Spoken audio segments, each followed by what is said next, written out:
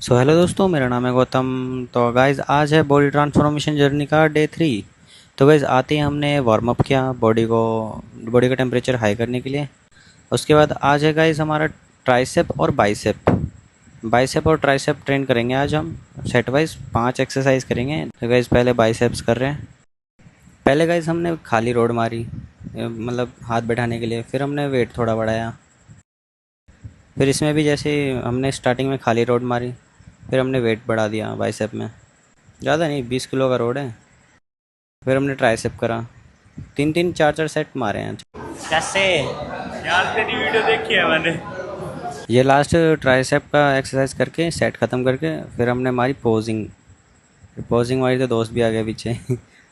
उसने भी अपने बाइसेप दिखा दिए। मैंने भी कहा मेरे भी है भाई। देखो अभी स्टार्टिंग करिए। तो यही है गाइज, मिलते हैं फिर नेक्स्ट ब्लॉग में। Take care, bye bye.